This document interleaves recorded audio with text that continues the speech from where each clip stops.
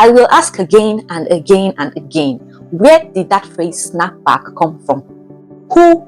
She wants all the attention, and I don't know what to do. Letting go of the snapback culture and the snapback idea will be the stepping stone you need to tap into the next level, or to evolve into who you have become. And that way, you have a clearer mindset to assess, oh, what are my existing challenges? And how can I jump there to get to where I want to get? It's still the same me in terms of who I want to be, but my challenges have changed. My elevations have changed. My advantages have changed. And how can I, map it?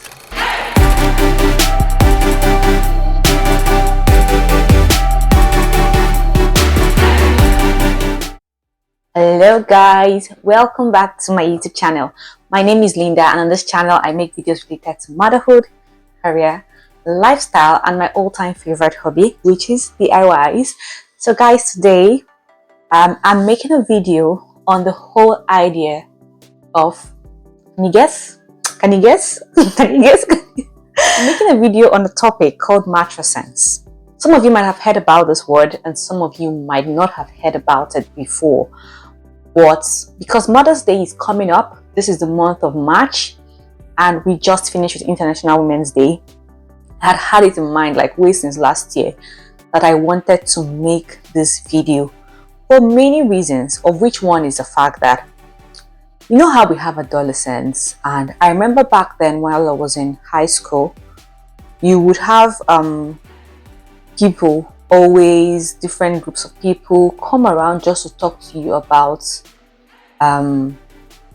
oh, you're about to become an adolescent, these are going to be the things you would experience, these are the changes that will come with it.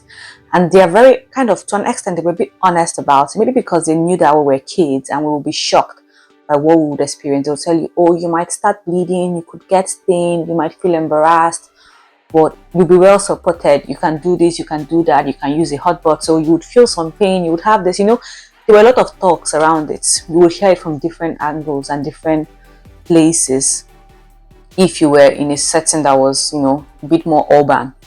Now, with motherhood, which is another part of our lives where not everybody decides to go on this journey, and it's okay that some people don't want to go on this journey. But for people who make this adult decision that they want to become mothers, maybe because there's this assumption that you're an adult and you know what you're going into and you know what you're supposed to do, it's all about the glam and the glory. But think about the fact that adolescents, like, there's literally nothing in life that is straightforward, or glam and glory, without a bit of, some rough edges. And these rough edges are not supposed to be determinants. These rough edges are things that when you learn how to navigate them, you will do just fine at them, So, but that assumption that we're all adults then leads to the fact that, oh, you're going to be a mom, it's going to be great, you will just see your child, you will love the baby, you will be happy about the decision you've made. And it's all, in the media, it's all about snapback culture. Guys, that culture is very dangerous because of what I'm going to explain further in this video. And then you just have this idea that, oh, you just put a baby out of your body and then things are supposed to go back to status quo. Which status quo? Not really status quo. Because the idea of status quo, the idea of going back to a previous phase, defies everything that nature stands for. Nature moves forward, time moves forward, nothing goes backward. So why is there even a phrase called snapback? Why do we think that we need to snap back? In today's video, I'm going to be explaining to you what mattress sense is about, some of the realities about becoming a mother, and sharing a few tips I've not just gotten from my own experience, but with conversations with other mothers. Now, disclaimer, this isn't any scientific study. This isn't supposed to shape or be a guide. This is just my way of sharing a lived experience that I think can help somebody else. And yeah, that's what it is. So do not take this, you as an adult, you as a listener, you have the ability to make critical analysis of whatever it is that you hear and decide what works best for you. We will ask again and again and again, where did that phrase snapback come from? Who who gave birth to that culture? who is the person who started it, because that is the most deceitful thing that I've ever heard when it comes to being a mom. I feel like my glasses are reflecting. Let me take it off. Yeah. So let's dig into it. Now, what is matrescence? Now, matrescence refers to the physical, the psychological and emotional changes that people go through to become a mother. And just like every other thing with women, with human beings, we don't all experience it the same way. That is to say that some people could have just physical changes, and that way you are able to see it. Some people could have psychological changes, and that way you don't see it. And some of us could have emotional changes that you still can't see. But with snapback culture, we only recognize one thing, and that's the physical changes. And then we assume that because you haven't had some changes that people can see, or you haven't had changes that people can see, then you can snap back. And you know why I find the snapback culture very dangerous? We come in that situation where we just have our babies, and you literally feel a certain type of way about going back to what used to be, going back to what was your idea of the normal. And this cuts across everything. It's not just about your body. It's about how your brain begins to operate. It's about how your brain begins to get wired. It's about how your brain responds to emotional triggers. It's about how your brain begins to prioritize. You will not be the same person anymore. You have just changed.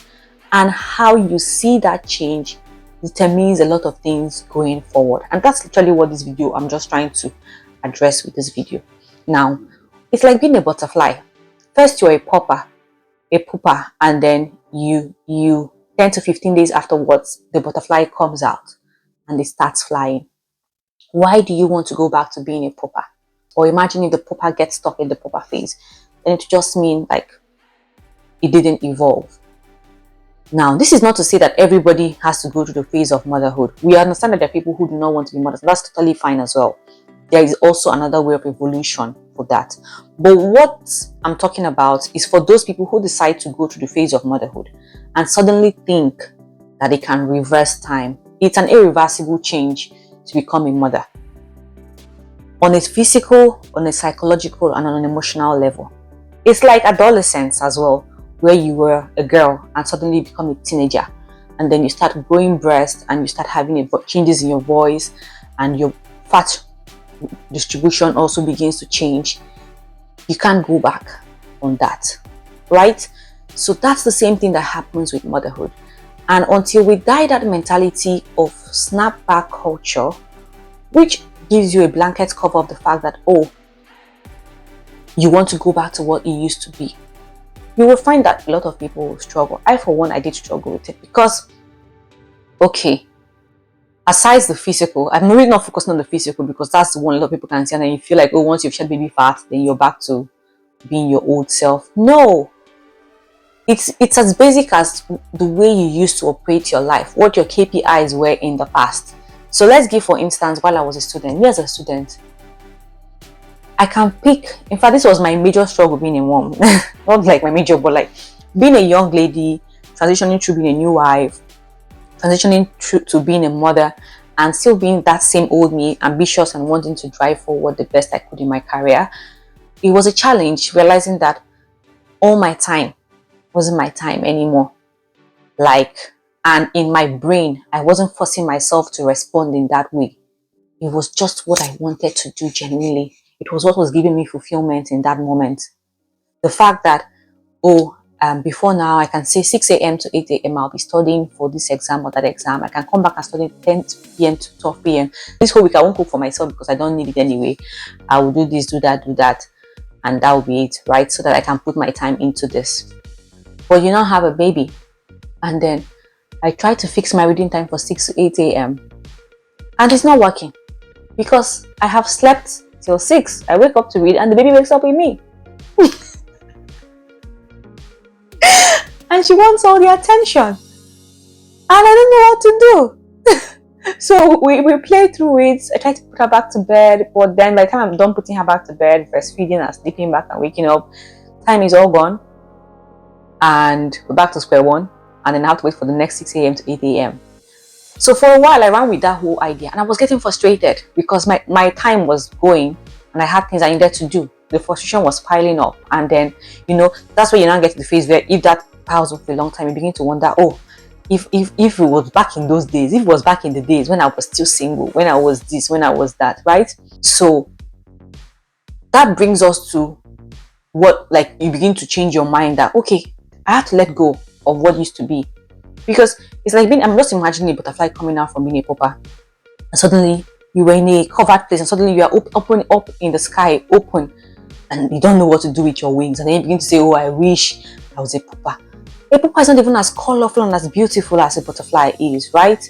So, like, realizing that you're not going to snap back is actually a good thing, not a bad thing. That's what I'm just trying to say. What I think helps some women, and most women that, end up navigating this whole thing, is finding how to evolve through it. Accepting the change that has happened. Everything is going to change around you. The way you study, the way you plan your life. This is a picture of me with my baby. So realizing that I had some academic goals to hit and career goals to hit, it just meant I didn't have the luxury of 6 to 8 and 10 to 12 on my own. Because 6 to 8, somebody else might want me. And I have to be there. And not because I'm forcing myself, but because my brain has just rewired to, the emotional connections have just happened. The neural transmissions are just different. I was probably single. I'll be like, why the hell do I have to give my free time to somebody? But it just changed. It's no longer the same you. You begin to think differently. And, in that moment, I would just take care of the baby whenever the baby wakes up. And then I started finding ways to kill two birds with one stone. And people will say, back to then, there's that mindset. I remember when I was in secondary school, there was this guy, Ken Katas, who came and taught us how to read. And there was so much we go around reading. Quiet room, no noise, not too bright light, seated down, maximum concentration. But that perfect picture of studying, I didn't have it again. It was so hard to come by. And then when it came by, it took like an hour or two. Sometimes you'll be able to get someone to, take care of the kids, so you can go to a library and stuff like that. But that's not, you can't bank on those few moments to be the determinant of how much knowledge you get into your head. So I literally had to learn how to study in the noisiest environment possible while backing my baby and while, rocking or bouncing, and I'm just going through the questions. So I reserve the high energy or high mental demanding work for those few moments that occur. Then every other thing that is a bit light or revision based, I have to still do them, but not with those precious moments. I have to do them while multitasking. I will be breastfeeding and I will be studying. And a lot of other women I know who scale through this phase get to make certain changes in those ways that just work for them, right? So that way you don't even, like, it's not a thing to go back, because you can't go back. Like, you can't go back. Literally, you just can't go back. Same thing applies to things like, okay, probably when you were just you, it would be easy to say, oh, I'm booking a flight. This is a lived experience for me. I'm booking a flight. I want to go for this conference on this day, and then and that's it, right? But you find out one day you wake up and you booked a flight for so and so time, but somebody is really, really, really ill and needs you to be there, and you're not forcing yourself to be there, but your neural transmission and all the responses in your brain just tells you that this is what you need to prioritize, and you're doing it with so much joy in your heart, not like you're happy, excited that this is happening, but there's nothing else you'd rather be doing than being with that child in that moment. But then again, you are also worried, scared that you might miss your flight. But when you wait, like, all that turmoil, these are the realities of motherhood. And that's what I mean by saying you can't snap back, because once these people become a responsibility, once you bring children into this world and become responsibilities, you always have to find yourself in that dilemma where you have to just make sure that you strike a comfortable balance between them. So the summary of all this talk is that snap back is a hoax. It is so unreal. There's nothing true about it.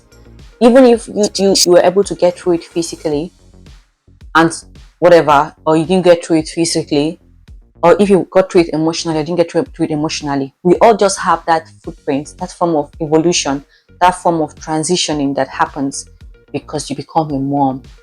And part of how you are able to get to live the best of that to get the fulfillment that comes with it, to get the joy and happiness that comes with it. Because, oh yes, in as much as I've given all these stories, it's probably one of the most fulfilling things I've ever done with my life. So I identify as mother. I really, really do identify as mother any day. It's my identity.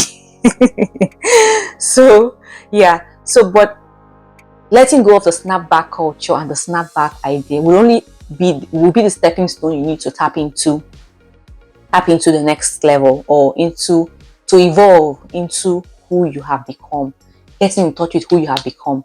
And that way you have a clearer mindset to assess, oh, what are my existing challenges and how can I jump them to get to where I want to get. It's still the same me in terms of who I want to be, what I want to become, but my challenges have changed, my obstacles have changed, my elevations have changed, my advantages have changed. And how can I, map it? It's what mapping your strengths, your weaknesses, your opportunities, and your threats. And then you begin to see how you can make the best of your new situation. But if you're stuck in a snapback mindset, one word I never used, and I will not use in this maternal journey of mine, is to say, back in those days, when you was the old Linda. Which old Linda? This Linda I am seeing is the Linda I am loving. This Linda I'm seeing is the Linda that I want to be. There is no old Linda. Like, it has been an evolution, and it's growth upon growth upon growth. That's the way I see it. But if you begin to keep that mind, if you get so stuck to the old idea, you don't even see the beauty in front of you. You can't even connect with the advantages in front of you. You just focus on the new weaknesses, which probably sometimes will be a contrast of what used to be your strength. Do you understand? Does that make any sense? Like, okay, if your strength before were things like, I used to have so much time to pursue so many things I wanted to pursue, now you don't have time anymore. Then you begin to say, because this strength is now a weakness, then it means that I can't move forward. There are other intuitions, initiatives that you didn't have before that have come with not just being a mother, but with growth as well, with age, with time, with experience. And you can tap into that. Do you understand? There are new problems you will discover that you can solve just because of the perspective you now have about life. And that's the strength I want people to begin to see. There is no snapback. You're not going back anywhere. This is who you become. And this talk is all with the mindset. This talk is not for everyone to start. This talk is for people who have made the adult decision to become mothers. And if you've made that decision and you want to have the best of it, then it's that reaffirmation. It's understanding that this is a journey of discovery, so that you can learn and listen to who you're becoming, and then you can leverage that to evolve. It's not about being stuck in what used to be, because it's not coming back. And if at all for anything, I can tell you for a fact that what is ahead of you is greater. Kiruka. That's what our people will say in Igbo language, and it is indeed true. So what's the way forward, ladies and gentlemen? At this point, I feel like I'm giving big sister vibes too much, but I'm a first daughter in my family, and sometimes it's hard to let go of these things. It's just like, it's just sharing what it's been like sometimes. And also when I see other young moms struggling with it as well, I just feel like I want to lend my voice. But this is a very controversial topic, because everyone will be like, oh, this, I don't know, I just find it a very controversial topic. So that's why it took me some time to decide. I told you this topic came into my brain last year, but I didn't know how best to approach it. So this is finally the time I feel like I found the right words to actually talk about it. So what is the next step? I've already said one. The first thing to do is reaffirm. If you've made the adult decision to be a mom, then best believe and trust your instinct that you decided what you feel was right for you, right? And wake up, look in the mirror when the going gets tough. Because, oh yes, I would not lie to you that it's rosy. I've had conversations with people and they say, oh, when I had my baby, I just didn't feel myself. Everyone around me was happy, but I wasn't just happy. The reality is that we try to glamorize motherhood. Or some people say, oh, when I give birth, I just look at my body and I didn't understand it. Or, those are all the emotional, psychological changes. Some people would be happy. Some people would feel really low for some days. But if you really feel low for a very long time, then that's something that requires some medical support as well. But all of those blues can happen. The body changes, all those things. It can be this or that, right? But in all of that is to always remember to reaffirm yourself. Look in the mirror and say, I am good at this. I will be great at this. I will be a good mom. I know I'll be a good mom. I have what it takes to be a good mom. I was made for this. I was made for this and I have what it takes. Like, look in that mirror and believe it with all that you've got, because really it's not a lie. It's actually the truth. And it's only when, I do this with everything around me and I walk out feeling so, hey, you can't come near me. You have to reaffirm yourself. No one is going to do that for you. You have to do that job of reaffirming yourself. The next thing would be to slow down. When we say matrescence is referring to the changes that happen with you, it starts with pregnancy. And if if you really sit down to think about what it means that you just produced a human being grew inside of you. If you think about what it means if you think about the work you put in terms of all it demanded from your body, nutrition wise, like the whole demand from all your organs, then you realize that you don't even want to snap back. Relax, take your time, slow down and heal. You need it. Heal so that when you come out ready. So that when you're done, you will actually heal completely and not have a breakdown in the middle or at the end or at some point. Just take your time and heal. There's no pressure. The world is waiting for you, girl. And you'll nail it when you're out. You will nail it, I'm telling you. There is no two ways about it. If you want to nail it, you will. But it's true. So you need to slow down and heal, right? It's very, very important for your journey. Reignite the new you. I know it's a bit difficult and it's challenging, but those things that you love doing, if you loved writing, trust me, mommy brain is a thing. You might just feel like it's no longer, you don't write like you used to anymore. The thoughts are not coming like they used to. But you know what they say about practice? It makes perfect. Even medically, when we have athletes who used to run and they are admitted for a long time for a medical condition that requires them being like lying on the bed for a long time, sometimes you need to teach them again how to walk. Sometimes you need to support them to walk, and then they begin to learn how to walk before they can learn how to run again. It does not in any way doesn't mean that they can't run ever again just because at some point we have to teach them again how to walk. Imagine if that person gave up. So the fact that you have finished going through this tedious work of birthing a human and you try to do what you used to do and you can't, it doesn't mean you are a failure. It doesn't mean that you're not capable anymore. You are still capable. You might just need to put a bit more work into, the practice to get back to where you used to be. But my sister, I tell you, you are really capable. You are. That's one of the beautiful things about the body, the brain, and the mind of a woman. You are really capable. Next thing I want to talk about is tapping into your support systems. Guys, I would never stop overemphasizing how much support is.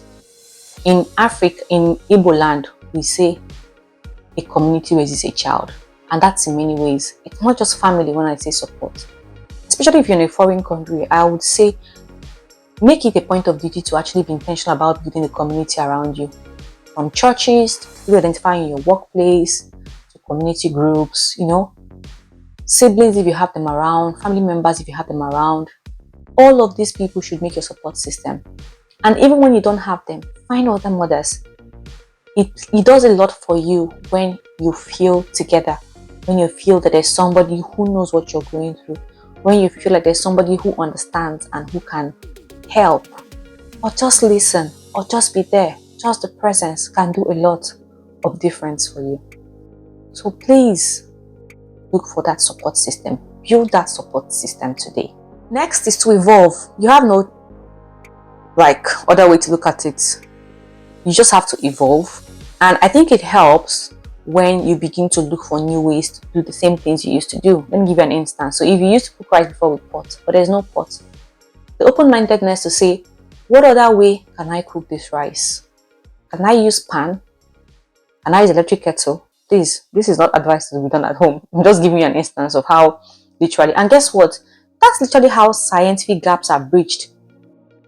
Asking the most bizarre questions, and suddenly it begins to make sense, and then people decide to research about it and they find out that it works. But now in this scenario, it's your personal life. Okay, I used to read sitting down and with the table in a quiet environment, but now I can't do that anymore. Is it possible that by any chance my assimilation rate might be slower, my understanding rate might be slower, but given the frequency of doing this versus the very rare opportunities I will have to do what I am used to, that if I combine the two together, I would get some steps faster than I would have gotten the other way around? The answer is yes. Why not? Let's try it. Let's do it. Let's see where it takes us to. And that's it. So you need to keep finding ways to do, literally redefine everything you're used to. Finding ways to make things work. And I can't overemphasize how much support can be here, because sometimes you won't find ways to make it work, and sometimes that's where your support systems come in to hold it for you while you do what needs to get done. It is queens. Like, you need to own who you're becoming. You need to own it with your full chest. You need to look in the mirror and say, I am in love with this person I am becoming. And it's not if you're lying to yourself, you know. Just keep reaffirming the fact that you are in love with who you're becoming. Focusing less on what is not working and focusing more on what is working. Focusing less on the weaknesses and focusing more on the potentials would just help you make the best of what's in front of you. I can't overemphasize it, because just the personal experience as well. There are times I come online and I see very negative things about being a mother. People make comments like, oh, I don't want to be a mother. If I become a mother now, my life will crash. I don't want to become a mother. If I become a mother now, I will not progress in my life. And they may be laughing, like mockery kind of vibes to people who choose to become mothers. And I'm like, that's not my portion. Ears blocked, remove, because I can't see. That's not me. That's not me. But I'm only who I am becoming, and what I am becoming, you can't write that story for me. It's my story to write. And you can't force down any idea or stereotype you have. That's your stereotype. And that could be you if you become a mother. But that's not me as a mother. And I choose to write my story. How I write my story, right? So always own who you're becoming. And be very intentional about what you hear. What you let into your space, in your mental space. What you allow to be. There's this thing about preconditioning. And we should be very careful about it in the world of social media that we live in today. There's so much that you'll be hearing, negative things about being a mom and how it can just be the end of your life. And if you begin to believe it, you would not even know it's happening subconsciously, but it's happening. You need to be careful about those kind of posts, because they just keep sipping in, and you'll be like a horse. There's this video of a horse that they didn't have a rope around its neck, or someone was standing in front of it. And for maybe 4 years, it's been used to being dragged when someone is running. So the lady will just keep her hand like this and start running, and the horse will start following her. She will pull and the horse will do like this, but there was no rope. Preconditioning. So be careful about what you sip into your brain or what you hear. Now, like I said, this topic is controversial. I know that not everybody will agree with it, but this is something that it's not just me. It's conversations I've had with people over time, and these are some of the subtle tips here and there that have helped them on their mattress sense journey. Last thing I want to talk about, guys, is this. You need to have role models. Just like everything in life, or every other thing in life that you want to progress at. If you have role models around you who can guide you, who can look at their story, who can see, okay, so I want to be distinguished, this in the world. Some of the most successful people we have in the world are unmarried, and some are married. Some have children, and some don't have children. Some are men, and some are women. So these are literally not the determinants, and we need to focus more. Yes, I get that everybody has their own peculiar struggles, and that's not what this video is about. I'm not here to talk about the gender inequalities and all the other factors that we face, right? And the care responsibilities and how it can be. We know the fair share of setback that might come with having care responsibilities, but this video is about making the best of what's in front of you. That's the focus of this video. So having role models who have been able to put it all together in the picture that looks like your picture would just help. Just ask them, how are you doing it? How are you balancing motherhood and career and all of that? Mentorship from role models can be formal and informal. You don't have to, say, oh, I want to be my motherhood role model. That can make the conversation weird. But having those people you look up to who have been able to juggle all their balls together, and their picture just looks like your picture, like how you want it all to turn out for you at the end of the day or in the long term. Yeah, I know that it's not all that glitters that is gold, but to an extent, you can get one or two tips from them that can help you shape what you're doing. So feel free to reach out and ask those questions. Find people you're comfortable with that you can speak with, and sometimes these role models are even with you. You don't have to look out far. It can be your mom, it can be an auntie, and just step on the shoes they've stepped on or step on the footprints that they've left, things like that. Yeah, so it really goes a long way, and I would encourage you to do same. Lastly is the impact part of this. If this whole message resonates with you and you think you can do more for the women community, the mature sense community, who said you can't step onto that shoe, who said you can pilot this project. So yeah, this is a call out for, we need to tell more about stories. The more we tell honest, genuine stories, the more people who will be informed enough and equipped enough to live their best life in whatever parts of life that they choose for themselves. So this brings me to the end of this topic, and I hope you picked up something from it.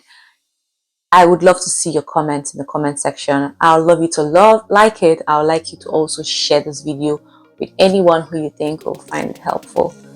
Until next time, I remain Linda, talking about health, motherhood, career, lifestyle, and you gotta do DIY sometimes. So stay learning, embrace yourself, own who you're becoming, and leverage all of that information to evolve. We will nail this.